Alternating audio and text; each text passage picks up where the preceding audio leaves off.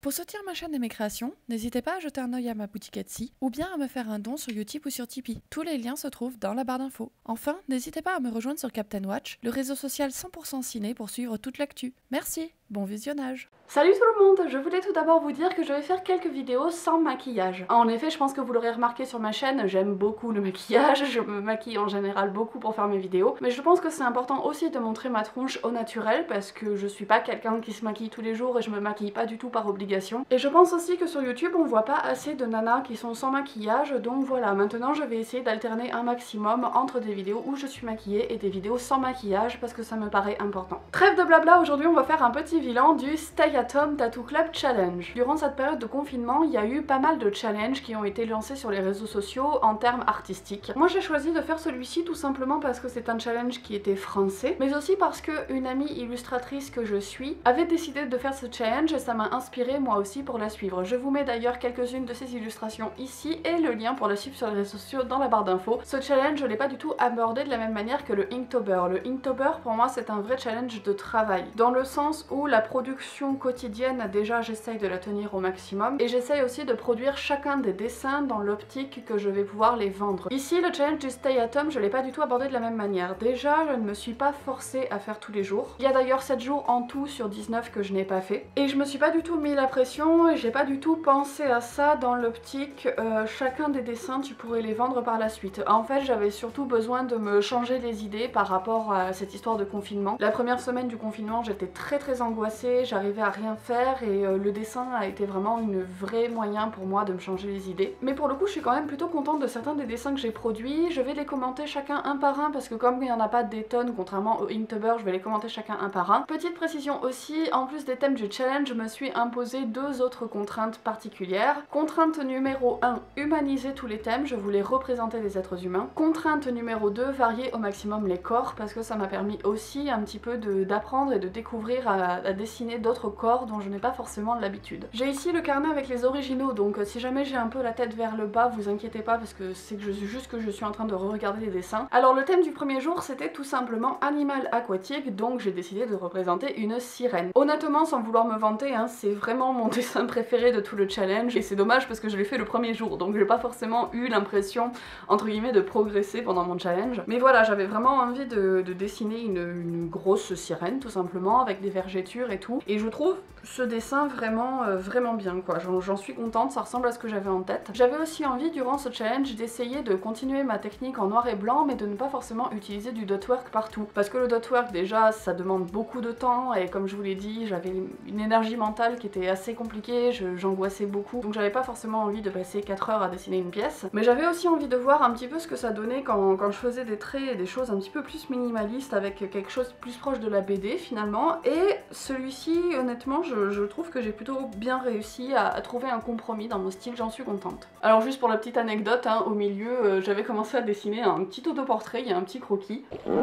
Je sais pas ce que vous en pensez, moi je l'aime bien pour l'instant ce croquis, je pense que je le finirai au propre un de ces quatre. Pour le deuxième jour il s'agissait du thème personnage fictif et j'ai voulu représenter tout simplement Sophia Bursett de Orange is the New Black. Orange is the New Black qui est une de mes séries préférées et Sophia Bursett est une de mes personnages préférés. C'est en faisant ce dessin que je me suis rendu compte d'une problématique que j'ai assez souvent. J'ai du mal à dessiner les peaux noires en fait avec ma technique de dot work ou avec mes techniques d'ombrage. Alors là comme vous pouvez le voir j'ai finalement numérisé, j'ai fait une trame numérique pour dessiner la peau, honnêtement je trouve que ça rend pas bien. Ici sur l'original, je sais pas si ça se verra bien, mais on voit que j'ai grisé avec un système de trame et des petits traits. Ça rend un peu mieux, mais c'est pas encore tout à fait ça. Donc il faut vraiment que j'essaye de trouver une technique de maîtriser un petit peu plus ça. Parce que j'ai très envie d'inclure beaucoup plus de diversité et des personnages à la peau noire dans mes dessins, mais hélas, j'ai beaucoup de mal à trouver une technique pour rendre ça joli. Ce dessin, franchement, j'en suis pas contente parce que déjà, je trouve qu'on reconnaît pas du tout Sophia Bursett. Alors faut savoir qu'en portrait qui soit un minimum réaliste, moi je suis très nulle de toute manière. Après, il y a quand même des choses que j'aime bien dans ce dessin, le mouvement des cheveux, l'idée d'avoir la citation en dessous et tout, mais bon, je trouve que le résultat est pas satisfaisant. Celui-ci, je l'aime bien franchement. Le thème, c'était boule à thé et j'avais envie de représenter une tasse humaine avec une boule à thé un peu en accessoire, un peu comme un sac. Alors bon, il y a des choses que j'aime moins, je trouve que la boule à thé est pas forcément très réussie, mais je trouve que la robe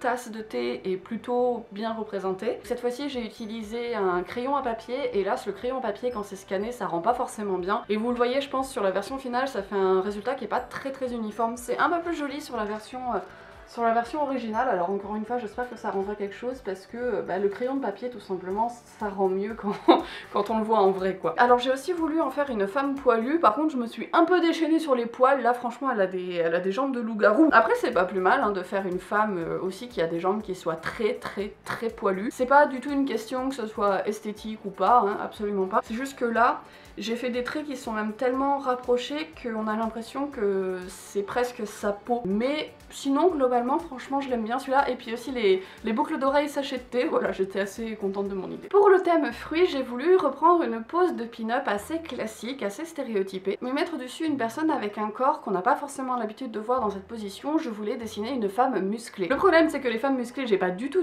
l'habitude d'en dessiner. Et aussi, j'ai pas du tout trouvé de modèle de personnes qui posaient dans cette position-là. Donc j'ai tout fait de tête. Et il y a des choses que j'aime plutôt bien. Je trouve que par exemple j'ai réussi à bien dessiner la courbure de son dos avec le fait que son dos soit musclé. Je trouve que la partie abdominale est pas trop mal. Je trouve qu'on sent mine de rien qu'elle est musclée. Mais les jambes c'est pas ça, et surtout son bras gauche c'est pas ça du tout. Et j'aurais dû accentuer un petit peu plus la courbure de son bras qui est plié, parce que quand on fait comme ça on a mine de rien les biceps qui ressortent un peu plus. Après j'aimais bien parce que je voulais dessiner quand même une femme avec peu de poitrine, des cheveux courts, un corps musclé, et quand même la rendre sexy. Je voulais montrer que c'est pas parce que t'as pas un corps qui rentre à 100% dans les codes de l'aphrodisme que t'es pas pour autant désirable. Bon après la notion de désir, de beauté, c'est évidemment quelque chose aussi à déconstruire, mais je pense que tous les corps ont besoin de représentation. Pour moi c'était important de présenter une femme comme ça. Alors je suis revenue un petit peu dans mes démons, puisque là j'ai commencé à introduire du dotwork. Honnêtement ça m'a pris beaucoup de temps. Il y a des parties en dotwork dont je suis assez contente. Il y a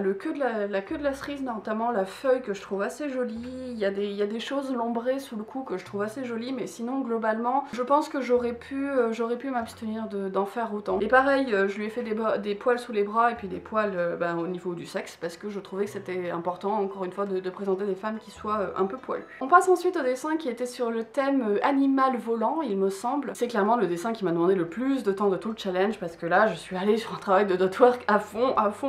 Alors je trouve le résultat sympa, honnêtement j'en suis pas mécontente, mais je pense que ça aurait pu être mieux. En fait je sens un petit peu, enfin ça se voit surtout sur l'original, je sens que j'ai été un petit peu étriquée par l'espace et que j'aurais aimé que les ailes aient plus de place pour se déployer, que ça en fasse un dessin qui soit un peu plus majestueux. Là ça fait un peu trop recroquevillé quand même, et c'est dommage parce que je me dis, vu le temps que j'ai mis à faire ces ombrés, j'aurais aimé peut-être plus soigner le croquis de base pour faire honneur à ce travail que j'ai fait après. Pareil, le visage j'en suis pas mécontente, mais je pense que j'aurais pu faire un peu mieux, surtout au niveau du crâne. Alors j'ai un petit peu rectifié ça sur la version finale, mais je pense que ça se voit sur l'original, j'ai un petit peu raté la forme du crâne et du coup ça fait un espèce d'ombré qui n'est pas forcément très heureux et qui met beaucoup l'accentuation sur cette partie là du dessin. C'était pas forcément ce que j'avais envie qu'on voit en premier. Après voilà, je le déteste pas, mais je pense que j'aurais pu faire mieux. On passe ensuite au thème créature mythique, et honnêtement c'est mon deuxième dessin préféré du challenge. Donc voilà, c'est bien évidemment Méduse, et j'aime bien ce dessin. Alors là l'aspect body positif c'était sur les cicatrices, je voulais aussi présenter une femme avec un seul sein. Je trouve que l'ombré des cheveux qui sont en même temps des serpents fonctionne assez bien, j'aime bien son visage, j'aime bien son attitude. Et pour le coup cette fois-ci je me suis forcée à pas utiliser de dotwork, et un petit peu comme pour la sirène, je trouve que là j'ai trouvé un bon compromis entre un ombré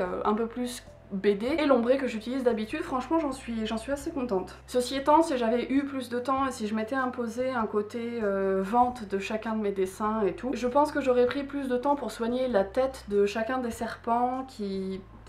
Je dis pas que ça fonctionne pas, mais je pense que j'aurais pu soigner un petit peu plus la tête de chacun des serpents. Et je trouve aussi que l'ombré sur une partie de son visage, cette partie-là en fait, aurait pu être un petit peu plus réussi, un petit peu plus soigné. C'est vraiment de l'ordre du détail, mais je pense que celui-ci, voilà, globalement est plutôt pas mal, mais ça aurait pu être un petit peu mieux, un petit peu plus fouillé. Ceci étant, je pense que ça va faire partie de ceux que je vais reprendre, un petit peu cleaner, soigner, et que je vais mettre en vente par la suite, parce que je pense que là il y a une bonne base pour en faire quelque chose. Alors pour le dessin suivant, en plus du fait d'humaniser le thème et de faire la contrainte body positive, donc des corps différents, des choses différentes chaque jour, je me suis aussi imposé la contrainte de faire un dessin le plus rapidement possible, en moins de 45 minutes, scan et retouches numériques comprises. Donc ça a été un vrai challenge, et je pense que ça se voit. Il y a des choses en termes d'ombré, en termes de finition qui sont pas ouf, mais honnêtement pour un truc fait aussi rapidement avec toutes ces contraintes et tout, j'en suis assez contente. Et pareil, là je voulais représenter du coup une femme grosse avec des vergetures sur les seins. Je voulais aussi représenter une femme avec des seins tombants parce que les seins tombants c'est pas quelque chose qu'on voit beaucoup dans les dessins. Et je trouve que c'est pas totalement parfait. Ce bourrelet là notamment, c'est à ce niveau là que j'ai un petit souci. Je pense qu'il y a des choses qui auraient pu être un petit peu plus jolies à ce niveau là, en termes d'ombré, peut-être en termes de position, faire un truc un peu plus courbé, je sais pas. Et puis j'ai aussi fait de la cellulite, voilà, je suis assez contente de ça. Franchement pour ce qu'il est, pour la contrainte de temps que je me suis imposée, et puis mon idée de faire une grosse petite abeille toute mignonne, franchement je l'aime bien aussi celui-là. Le thème suivant était jeux vidéo et je me suis dit que c'était aussi l'occasion de dessiner encore une fois un personnage musclé, et j'ai décidé de représenter Jade, le personnage principal de Beyond Good and Evil, qui est un des jeux qui m'a le plus marqué dans ma carrière de vidéophile. Alors c'est assez difficile de représenter Jade quand on travaille en noir et blanc parce que Jade, ce qui est vraiment très marquant, c'est son maquillage qui est vert. Je trouve que sa tenue en soi et ses accessoires ne sont pas forcément le point le plus marquant de Jade. Je trouve bon que mon dessin, ça va, on la reconnaît pas trop mal quand on connaît. Après encore une fois sur l'aspect musclé de la personne, on sent que moi je suis plus habituée à dessiner des personnages qui soient gros que des personnages qui soient musclés. Je suis assez neutre vis-à-vis de ce dessin, je le déteste pas mais j'en suis pas non plus hyper méga fière. Pareil, mon travail de dot work est pas forcément le plus important, le plus beau. Le travail des plis aussi, ça c'est quelque chose qu'il faudrait que je m'apprenne vraiment à faire des plis qui soient clean, parce qu'il y a des choses au niveau du pantalon là que je trouve pas mal en bas, et puis il y a des choses par contre au niveau de la veste que je trouve beaucoup moins réussies. Je suis assez neutre vis-à-vis de celui-là, voilà. Ensuite il s'agissait du thème cœur. Alors ce dessin, franchement tu sens que c'était le jour où j'avais la flemme, hein. Il y a rien de moins inventif et original que ce dessin. La forme du cœur en soi est pas ouf, les bras sont pas ouf, les mains sont vraiment pas belles du tout. L'ombré, j'ai fait des traits comme ça fonctionne, mais bon c'est pas le truc le plus original du monde. Je pense que j'aurais mieux fait de m'en passer parce qu'il est pas ouf. Le jour suivant j'ai pris énormément de plaisir à le faire puisqu'il s'agissait de personnages fictifs. Alors c'est un petit peu là que je me pose des questions parce qu'il me semblait que j'avais déjà fait Sophia Bursett pour personnages fictifs. J'ai dû inverser un des thèmes, je vous mettrai une notification ici pour vous expliquer lequel est quel. Il y a une couille dans le potage, Jamie. Donc là je suis juste au montage et je voulais préciser quelle était la réalité des choses. Donc le premier thème c'était en fait personnage féminin et le thème ci, celui pour lequel j'ai fait Evelyne, c'est personnage fictif. Donc voilà, juste c'était la petite précision inutile. Mais du coup je me suis éclatée parce que j'ai dessiné Evelyne de la momie et tout ce qui touche à la momie est forcément quelque chose d'extrêmement bien et positif, n'est-ce pas? Alors Evelyne c'est un personnage qui est assez difficile à dessiner parce que c'est pas un personnage qui va être spécialement marquant par ses tenues, c'est pas un personnage qui va être spécialement marquant avec des accessoires, des choses comme ça. C'est un personnage qui va être surtout marquant avec ses cheveux, avec son attitude, avec son visage. Et honnêtement quand je vois ce dessin, je me dis on voit Evie quand même. Je pense qu'il y a des choses que j'aurais pu plus réussir, notamment foncer peut-être un peu plus les cheveux. Ça c'est un dessin plus inspiré des tenues et du look qu'elle a dans le retour de la momie, qui sont un peu plus femmes typiques de cinéma d'action. Je pense qu'elle est plus reconnaissable dans la momie où elle porte notamment des gros chignons, des choses qui sont un petit peu plus dans la mode victorienne. Peut-être que j'aurais plus dû m'inspirer des tenues comme ça et de ces coupes comme ça. Mais globalement quand même j'en suis contente parce que je trouve qu'on reconnaît Evelyne. Puis surtout j'ai pris énormément de plaisir à faire un fanart de la momie. Il faut savoir que ça fait des années que j'ai envie de me lancer dans des fanarts sur le sujet, mais que c'est des films que j'aime tellement, la momie et le retour de la momie, que j'ose pas faire des fanarts parce que j'ai peur de me foirer et j'ai peur de pas rendre hommage à l'amour que je leur porte. Je sais que c'est très bête mais je me mets à chaque fois une pression assez monstrueuse pour dessiner des choses comme ça, et là je suis contente d'avoir un petit peu dépassé cette peur et d'avoir réussi à présenter un dessin de Evelyne qui est pas forcément le fanart le plus parfait du monde, mais je trouve qu'on reconnaît bien quand même Evelyne dessus et j'ai pris beaucoup de plaisir à le faire. Alors je voulais juste vous présenter un croquis qui traîne comme ça, qui est le croquis du prochain dessin, juste pour vous montrer que j'avais essayé de dessiner une meuf musclée. Ça partait pas trop mal et puis en fait je me suis rendu compte qu'en termes de proportion, ben ça allait pas et que la tête elle allait finir par dépasser du dessin. Donc j'ai dû abandonner et je suis un petit peu triste parce que je trouve que mon corps partait pas trop mal. Et donc pour le dernier dessin du challenge, j'ai encore essayé cette fois-ci de dessiner une meuf musclée. Donc je me suis inspirée d'une modèle qui bosse pour Suicide Girl il me semble, qui s'appelle Ivy Autumn. Je vous mettrai les liens dans la barre d'infos et je me suis inspirée d'une de ses photos. Alors je trouve que là par rapport à ma première tentative de dessins de meufs musclées. Il y a des choses qui sont mieux au niveau des biceps, au niveau des bras. J'ai encore une fois cette espèce de courbe là au niveau du ventre qui montre bien le fait que le haut du corps soit musclé. Je trouve qu'il y a des choses qui sont pas mal. Les jambes, il y a des choses où je sens que je commence à comprendre un peu comment ça fonctionne, mais je pense que j'ai pas assez de connaissances anatomiques pour savoir vraiment où bien placer les muscles et tout. Et surtout ce qui est très compliqué en fait quand on dessine des corps, je pense que c'est la même problématique quand on dessine des corps gros, mais quand on dessine des corps musclés, c'est que le moindre petit trait va prendre une très grande importance, parce que du coup ça veut dire que soit ça va dessiner dans le cas des corps gros de la graisse, soit ça va dessiner dans le cas des corps musclés du muscle. Et je pense que j'ai pas encore la précision et la connaissance nécessaire pour vraiment placer mes traits de manière optimale. Et je pense que comme sur mon premier essai, mine de rien, il me manquait un peu de place parce que je trouve qu'elle est un peu courte sur pattes. Le bas du dessin, les chaussures, tout ça, il y a un truc qui fonctionne pas trop. Après, j'aime bien sa tenue, j'aime bien son attitude. Globalement, je l'aime bien, et peut-être que celui-ci aussi, si jamais je refais le bas du corps, peut-être que je pourrais finalement le mettre en vente une fois retouché. On verra ce que ça peut donner. Donc en tout cas, le challenge s'est terminé là-dessus pour moi. Comme je vous ai dit, je n'ai pas fait tous les thèmes, mais c'est pas grave, je me suis pas imposé un rythme de fou. Comme pour le Inktober, c'était un challenge intéressant. C'est toujours bien de repousser ses limites et de voir comment dans une contrainte de temps donné, on arrive à faire des dessins, et si surtout on arrive à faire un dessin par jour, et pour moi ça a été le cas. C'est toujours quelque chose qui me surprend, et je trouve que c'est toujours un super moyen de challenger ses limites.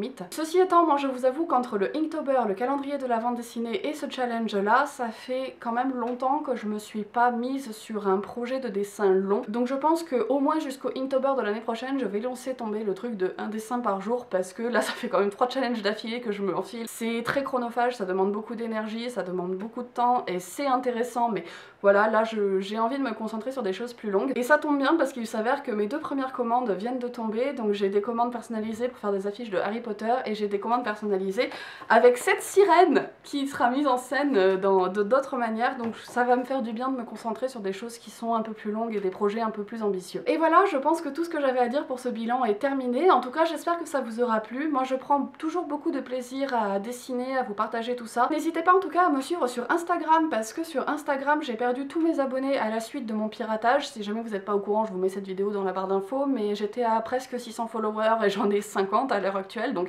n'hésitez pas à aller là-dessus parce que ça me soutiendrait grandement. J'ai besoin de retrouver un petit peu de gens qui me suivent. N'hésitez pas aussi à partager cette vidéo si ce que je vous propose vous plaît, et quant à moi je vous dis comme d'habitude à la prochaine pour une nouvelle vidéo. Salut!